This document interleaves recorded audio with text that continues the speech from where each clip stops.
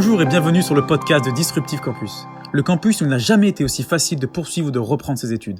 Bonjour à tous et bienvenue sur ce nouveau podcast de Disruptive Campus.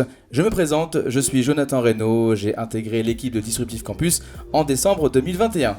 Et pour ce nouveau podcast, nous allons traiter la thématique suivante. Quel parcours faut-il pour recruter un alternant ? Et pour m'épauler, j'accueille Sandra Caudron, cofondatrice de Disruptive Campus. Bonjour Sandra. Salut Jonathan, bonjour à tous. Aujourd'hui, nous avons décidé de parler de l'alternance pour ce premier podcast de cette seconde saison, notamment parce que la législation a énormément changé sur le sujet, parce que les publics de l'alternance, tant côté entreprise que collaborateurs ou collaborateurs potentiels en alternance, là aussi, a pas mal évolué. Donc Jonathan, je te remercie de m'accompagner sur ce podcast-ci. Bienvenue sur les podcasts de Disruptive Campus. Merci, c'est un plaisir d'être avec vous. Et je te propose de commencer. Tout à fait, avec des questions que tout le monde se pose, et notamment la première, toutes les entreprises peuvent-elles recruter un alternant ? Alors oui, si l'entreprise est à jour de ses versements auprès de son OPCO, donc l'organisme qui finance la formation notamment en apprentissage et en contrat de professionnalisation, et si bien évidemment s'il met en place les mesures nécessaires à l'apprentissage, donc l'apprentissage au sens pédagogique du terme, à l'apprentissage de son alternant. D'accord, très bien. Et à qui les entreprises doivent-elles s'adresser ? Alors, à ce sujet-ci, les avis divergent. Beaucoup d'entreprises considèrent que la priorité, c'est l'école. Notamment pour que cette école lui serve, lui fournisse, lui propose des CV. Pour moi, c'est mon avis, pour moi, le premier pas, c'est l'OPCO. Pour monter le projet d'apprentissage, toujours la même chose, apprentissage au sens pédagogique du terme, donc ça peut être un contrat pro, ça peut être un contrat d'apprentissage ou une proa. Donc pour mettre en œuvre le projet d'apprentissage pédagogique et le financement. L'OPCO, c'est pas juste la cagnotte, c'est un peu frustrant, mais c'est un peu la vie générale, la vie du grand public. Mais l'OPCO n'est pas qu'une cagnotte. C'est une source de conseils, de ressources pour pouvoir mettre en place un projet. Notamment, et ça c'est important d'appuyer dessus, notamment sur la fonction tutorale. D'accord, très bien. Et quel est l'âge maximum pour effectuer une alternance ? Je sais qu'il y a beaucoup de jeunes qui nous écoutent à travers ces podcasts et qui se posent peut-être la question. Alors, initialement, effectivement, il y avait un âge pour être en alternance.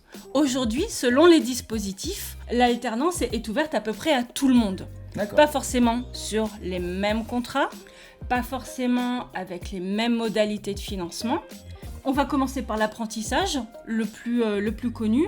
Eh bien, entre 16 ans et 29 ans révolus, c'est-à-dire l'année de ta 30e année, tu peux encore être en apprentissage. Pour le contrat pro primo-apprenant, le contrat pro junior, alors on l'appelle pas comme ça, en fait c'est un contrat de professionnalisation, puis il y a plusieurs modalités, entre 16 ans et 25 ans, 26 ans et plus en contrat pro pour les demandeurs d'emploi. Donc, et plus, ça veut dire qu'aujourd'hui, une personne à 38 ans, 40 ans, 50 ans peut très bien initier une reconversion en contrat de professionnalisation. D'accord. Il lui faut être demandeur d'emploi, mais c'est tout à fait envisageable. Je souhaite rappeler qu'il n'y a pas de limite pour les personnes qui sont bénéficiaires du RSA, du revenu de solidarité active, de l'allocation spécifique de solidarité, de l'allocation adulte handicapé et de personnes qui ont bénéficié du CUI, le contrat unique d'insertion. Donc, tous ces dispositifs peuvent permettre d'ouvrir le champ d'accès à l'apprentissage et à l'alternance. D'accord. Donc là, il était question de l'âge concernant l'alternance, et tu l'as très bien dit, cela dépend du contrat. Mais justement, quel contrat pour l'alternant ? Alors aujourd'hui, quand on parle d'alternance, en réalité, ça recouvre 3 contrats majeurs. Le premier, que tout le monde connaît, le contrat d'apprentissage, on peut être mineur. Donc la loi a changé et désormais jusqu'à 29 ans révolus, on peut intégrer un apprentissage. Le second, qui a aussi une bonne réputation. Je crois que je le connais, c'est le contrat de professionnalisation. C'est ce que j'ai fait. Donc effectivement, le contrat de professionnalisation, et je vous ai fait la distinction pour un primo-apprenant où effectivement jusqu'à 25 ans il peut intégrer le dispositif, mais pour quelqu'un de plus de 25 ans et même quelqu'un de mature, très mature, peut intégrer un contrat de professionnalisation à partir du moment où il a un projet de reconversion et qu'il est accompagné par le Pôle emploi. Et le troisième, qui est tout nouveau, qui lui effectivement mérite d'avoir une meilleure notoriété, qui est issu de la nouvelle loi sur la formation, donc qui est la PROA. Il s'agit en réalité de faire un apprentissage dans sa propre entreprise. Donc la PROA est destinée à quelqu'un qui va être en reconversion dans sa propre entreprise, qui va être en formation diplômante en alternance dans une entreprise dans laquelle il ou elle est déjà en CDI. Très intéressant ça, effectivement. Et quelles sont les qualifications attendues justement pour un candidat en alternance ? Alors, c'est pas lié au contrat, mais à la certification choisie. Il est possible qu'aucune qualification préalable ne soit nécessaire. Notamment, rappelle-toi, parce que l'apprentissage, c'est justement pour acquérir des compétences, oui, des qualifications et une expérience associée. En effet. Donc, en réalité, on a un certain nombre de formations qui ne nécessitent pas de qualification de prérequis. Et bien évidemment, tu vas avoir des certifications qui vont nécessiter des prérequis, par exemple pour un bac+2, parce qu'on va te demander d'avoir un bac acquis ou un niveau bac. Oui. Mais il n'y a pas de qualification attendue systématiquement. Effectivement, tu peux avoir des prérequis, j'ai donné l'exemple du bac+2, tu peux aussi avoir des formations avec des prérequis qui vont être extrêmement pointus, ça va être si tu veux faire ton apprentissage dans une grande école ou avec une dimension internationale, et là, ils vont te demander ton bac+2, plus par exemple 550 points au TOEIC. D'accord, oui, effectivement. Voilà. Donc c'est systématiquement lié davantage au contenu de la formation, à la certification elle-même, plus au fait d'être en alternance.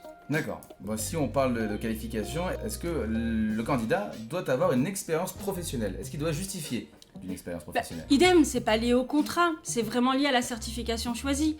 Si tu fais une alternance en licence pro, en master, avec une orientation internationale, il y a fort à parier que ta formation va vouloir s'appuyer sur une expérience existante.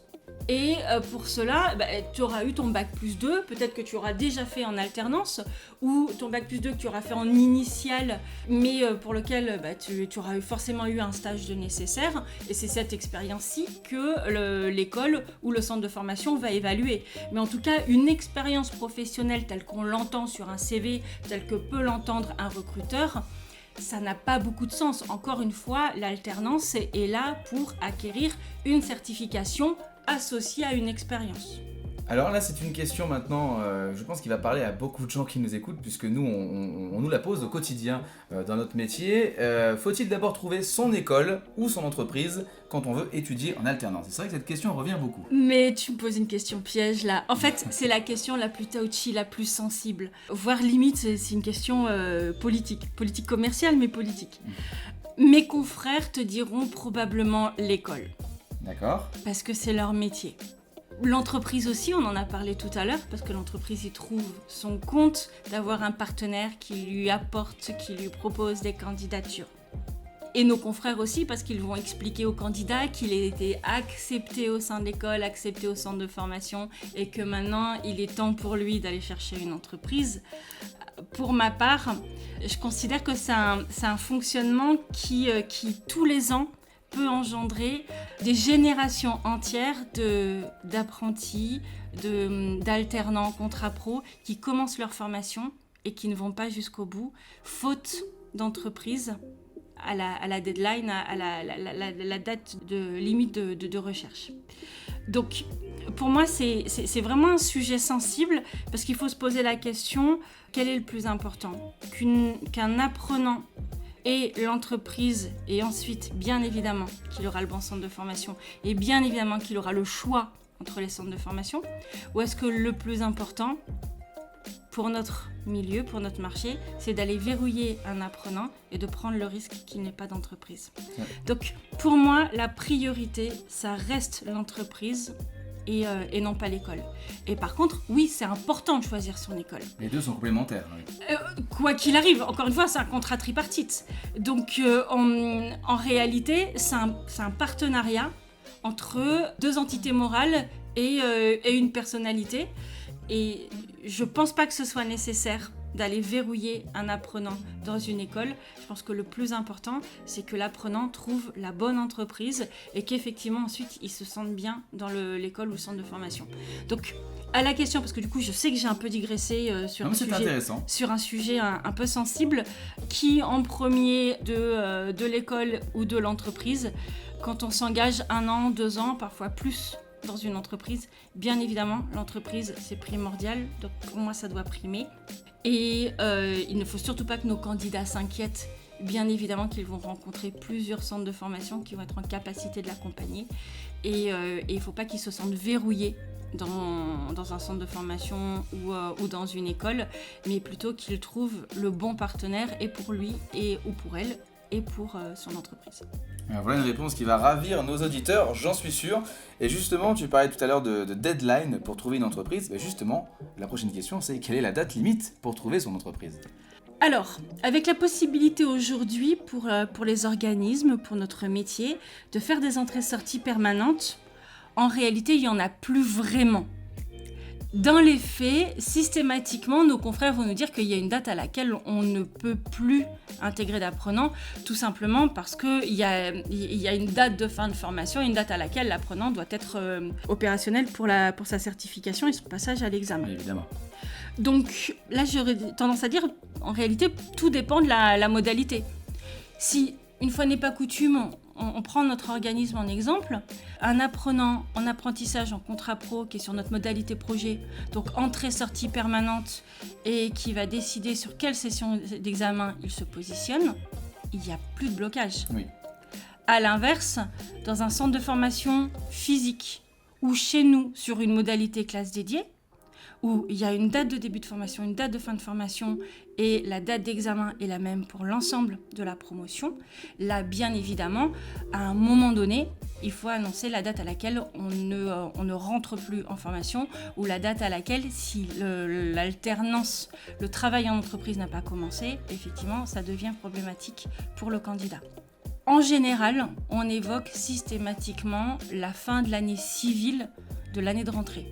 Oui. Rentrée en septembre, en octobre, en novembre, fin d'année civile, décembre. Voilà. Mais ça relève plutôt de l'usage aujourd'hui. Et encore une fois, parce qu'on a les entrées-sorties permanentes, ça relève plutôt de l'usage aujourd'hui plutôt que de la réglementation. Alors admettons, j'ai déjà fait une formation en alternance, un BTS par exemple. Est-ce que j'ai le droit d'en faire un deuxième en alternance ? Bien sûr. Alors, ce qui est important dans ce cas-ci, c'est d'être attentive aux règles de financement de l'OPCO de l'entreprise qui accueille l'alternant. Je vais essayer du coup d'être plus claire et de l'illustrer avec des exemples. Tu es apprenti, tu fais ton alternance durant 2 ans, c'est un BTS et tu souhaites faire une année de plus, une licence. Oui. L'OPCO peut t'accompagner dans cette même entreprise. D'accord. Tu peux aussi avoir un OPCO qui dit effectivement, moi j'accompagne, mais j'accompagne qu'1 an de plus. Ce qui veut dire qu'ils vont t'accompagner jusqu'à ta licence. Si tu veux rester toujours en alternance, en apprentissage dans cette même entreprise pour ton Master 1 et ton Master 2, eh bien, il va y avoir une problématique qui n'est ni liée à toi, ni liée à ton entreprise. C'est que la règle de financement de cet OPCO, eh bien, annonce, moi je finance 3 ans d'apprentissage et après je finance plus. Ok. Donc, c'est pas extrêmement fréquent, mais ça arrive. Donc, c'est extrêmement important de se référer aux règles de financement, aux règles internes de chacun des OPCO. J'ai eu par le passé des exemples de candidats qui allaient faire une 3e année dans une autre entreprise, parfois dans un autre magasin, pour pouvoir revenir et faire Master 1, Master 2 dans l'entreprise sur laquelle ils avaient déjà fait le BTS. Oui. Parce qu'il y avait cette règle qui compliquait les choses au passage. D'accord.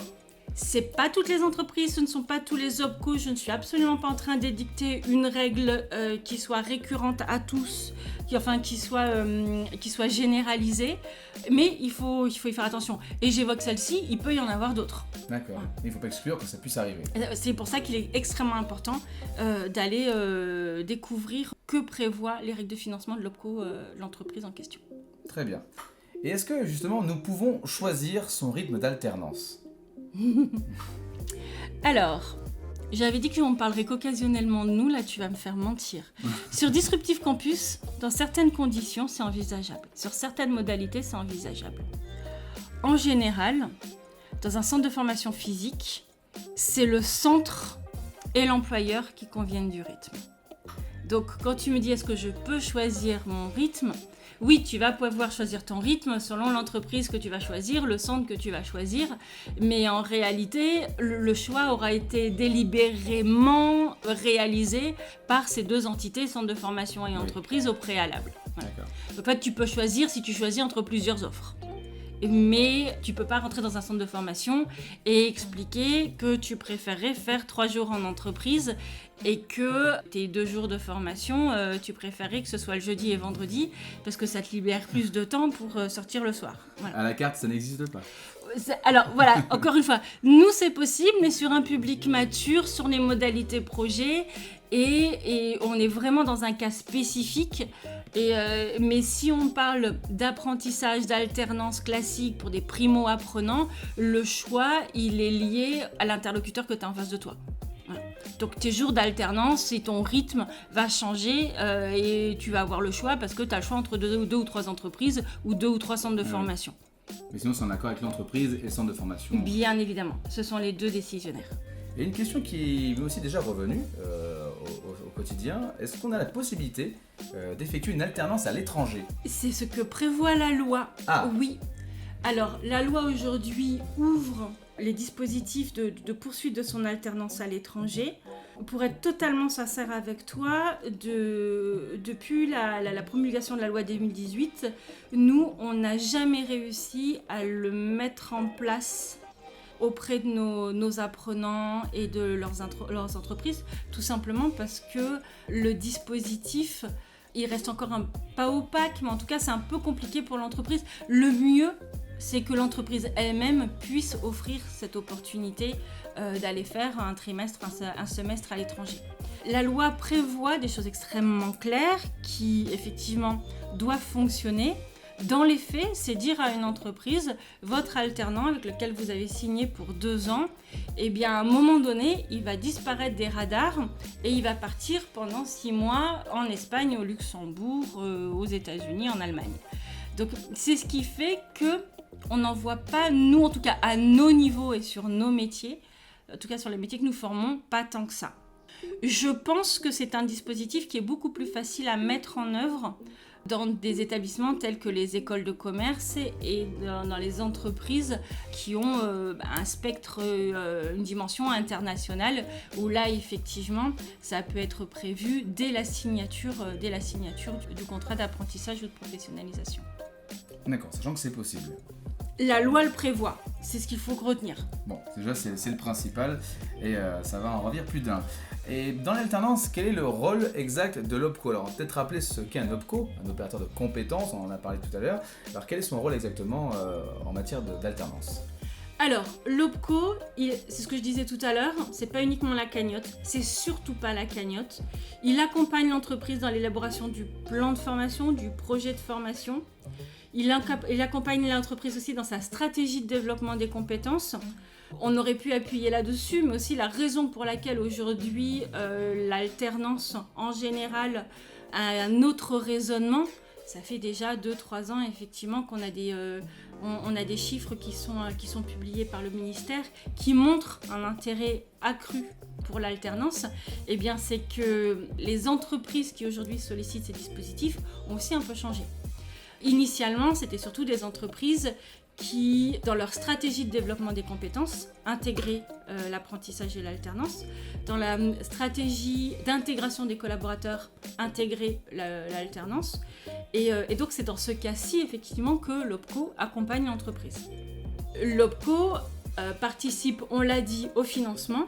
C'est important, j'ai bien dit participe.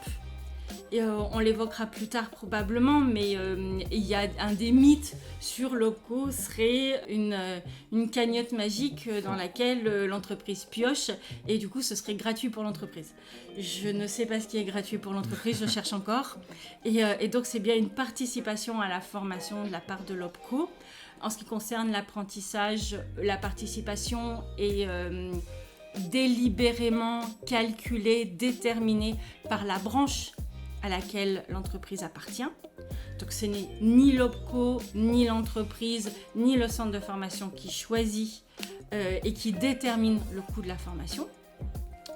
Et dans le cadre du contrat pro et de la ProA, c'est l'OPCO qui décide les dispositions et sa participation à la formation. Ce qui signifie que dans certains cas, et parfois ça arrive plus régulièrement qu'on l'imagine, il y a un coût apporté par l'entreprise. D'où le fait que l'apprentissage, c'est une formation gratuite pour l'entreprise, c'est un mythe. Ouais, c'est bon de l'expliquer et de le savoir maintenant.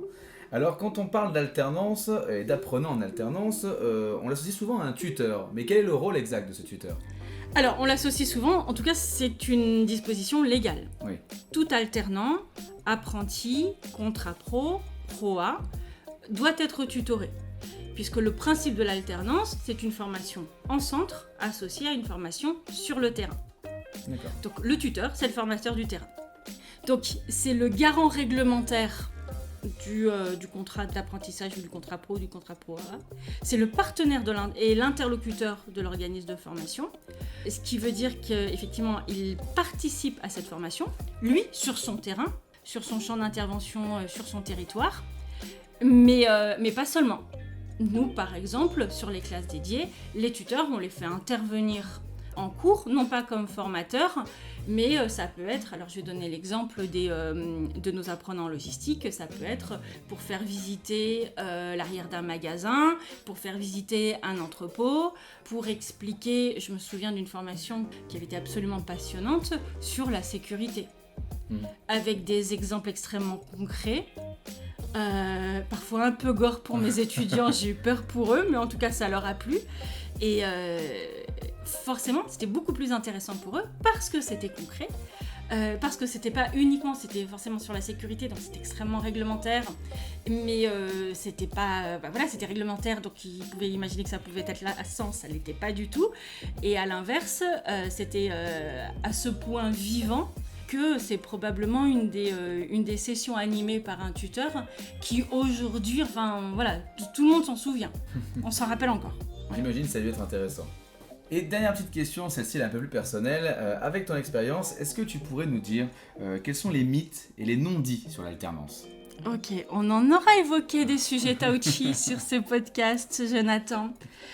Alors, les non-dits, les mythes, alors il y a un sujet, on l'a évoqué en tout début, c'est ni un mythe ni un non-dit, c'est ma vision des choses, c'est l'erreur de faire... De laisser à croire à l'alternant potentiel, au candidat alternant, que sa priorité, c'est de trouver une école, un centre de formation, et que tant qu'une école, un centre de formation ne lui dit pas qu'il est inscrit chez elle ou chez lui, on est c'est un candidat dans la nature. Oui. Voilà, c'est faux.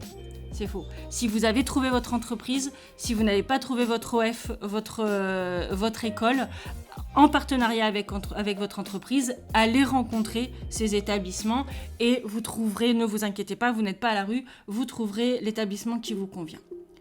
Pour moi, le mythe le plus important, mais je crois qu'on en avait parlé ensemble à une époque, il y a très très longtemps, c'est le fameux c'est plus facile l'alternance si j'aime pas l'école.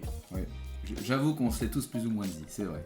Et c'est terrible parce que j'ai l'impression, je ne sais pas qui vous a dit ça, je ne veux pas le savoir, mais quelque part, de mon point de vue, c'est mentir à l'apprenant. Alors, c'est vrai que du coup, il y a moins d'écoles. Moins d'écoles, oui. Ça, c'est une réalité. C'est-à-dire qu'un candidat me dise « je préfère l'alternance parce que j'ai moins d'écoles et plus de concret », je lui dis « bienvenue chez nous, t'as raison, t'as tout compris ». C'est un fait, effectivement. Voilà. C'est plus facile, là déjà, il y a une part de mensonge. Parce que, quel que soit l'âge, que t'aies 19 ans 3/4 ou que t'en aies 38 en ProA, quand il s'agit d'aller concilier une vie professionnelle, une vie estudiantine, une reprise d'études ou une poursuite d'études, et une vie sociale, parce que je n'ai aucun moine, aucune moniale parmi mes apprenants, eh bien en réalité, il n'y a rien de facile à ça. C'est vrai. Et c'est un véritable challenge durant 1 an, 2 ans, 3 ans, voire plus. Donc, c'est facile parce que j'aime pas l'école. Eh bien, en réalité, il y a d'autres challenges à relever que celui effectivement de suivre le rythme des cours et si on n'aime pas l'école, effectivement de se sentir plus à l'aise dans un environnement professionnel. Mais c'est pas plus facile parce qu'il y a moins d'écoles. Dernier point aussi, et ça du coup je vais faire le parallèle avec un référentiel éducation nationale pour que ce soit bien clair. Un alternant sur un référentiel éducation nationale, qu'il soit dans un lycée ou dans un centre de formation professionnelle comme le nôtre, il va avoir le même programme qu'un alternant en initiale, donc sans alternance, juste avec un stage, et il va le faire avec un nombre d'heures qui ne va pas être amputé, mais qui va être réduit de quelques centaines d'heures sur la totalité du programme. Qu'est-ce que ça signifie ? Ça signifie qu'en réalité, sur le C++ facile, là, notre alternant, il a intérêt à suivre. Oui. Le rythme est différent pour un initial et pour un alternant. Il est plus soutenu pour un alternant. Et tu rajoutes à ça le fait qu'il faille jongler avec la vie professionnelle, avec les attentes de l'entreprise. On est bien souvent en observation au début et puis après on est un membre à part entière de l'équipe. Plus la formation avance. Et bien là, c'est plus facile, j'aimais pas l'école et là c'est... que c'est pas si simple que ça. Voilà. Donc attention aux raccourcis. Par contre, j'ai totalement, je suis assurée qu'il y a des publics pour l'alternance et que globalement, les apprenants qui n'ont pas les deux pieds dans le même sabot, désolé pour l'expression années 80, j'assume d'être née au XXe siècle, mais les apprenants pour lesquels il faut que ça bouge, les apprenants pour lesquels il faut du concret, pour lesquels il faut du rythme, les apprenants pour lesquels, qui aiment bien travailler en binôme, qui aiment bien l'esprit d'équipe, ils vont s'éclater. Pas facile, mais ils vont s'éclater. Eh bien écoute Sandra, merci beaucoup d'avoir répondu à toutes ces questions. J'espère que vous qui nous écoutez en savez plus dorénavant sur l'alternance. On se retrouve très vite pour une nouvelle thématique dans un nouveau podcast. Et d'ici là, n'hésitez pas à vous abonner. À très vite. À très vite. Retrouvez les podcasts de Disruptive Campus sur toutes les plateformes Spotify, Deezer, Apple Podcasts, Google Podcasts, SoundCloud et YouTube. Abonnez-vous et emportez Disruptive Campus partout avec vous.